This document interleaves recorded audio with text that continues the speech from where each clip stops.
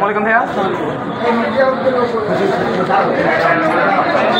National citizen party এনসিপির সারা দেশে যে পদযাত্রা চলছে সেই পদযাত্রার ধারাবাহিকতায় আজকে এই মুহূর্তে আমি যেখানে দাঁড়িয়ে আছি নারায়ণগঞ্জের নিতাইগঞ্জে, সেই নিতাইগঞ্জের একটি কনভেনশন হলে কিন্তু তারা এসে পৌঁছেছে।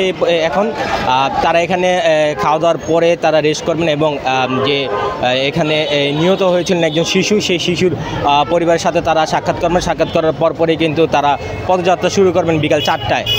আর একটু জানিয়ে রাখতে চাই, এনসিপির যে পদযাত্রা হচ্ছে সারা দেশে, সেই পদযাত্রা আজকে সকালে কিন্তু মুন্সিগঞ্জে কিন্তু পদযাত্রা শুরু হয়েছে। আপনাদেরকে দেখাতে চাই যে নারায়ণগঞ্জে এনসিপির যে আগমন উপলক্ষে কিন্তু বিভিন্ন নিরাপত্তার চাদরে কিন্তু ঢাকা হয়েছে এবং পুলিশ, র্যাব, বিজিবি রয়েছেন এখানে এবং তাদের যে ঘটনাগুলো হচ্ছে তাদের সাথে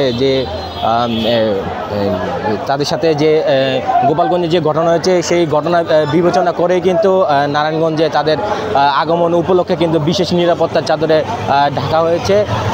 এখানে কোনো বিশৃঙ্খলা এড়াতে কিন্তু নারায়ণগঞ্জ জেলা পুলিশ কিন্তু অনেক সতর্ক রয়েছে এবং বিভিন্ন স্থানে আমরা দেখেছি নিরাপত্তার চাদর দিয়ে কিন্তু ঢাকা হয়েছে। এনসিপি কেন্দ্রীয় নেতাদের যে উপস্থিতি, সেই উপস্থিতি উপলক্ষে কিন্তু এখানে অনেকেই দেখা যাচ্ছে।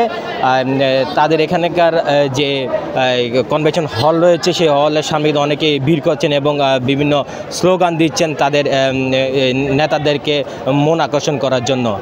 নারায়ণগঞ্জের নিতাইগঞ্জ থেকে সাজু হোসেন, নয়া দিগন্ত।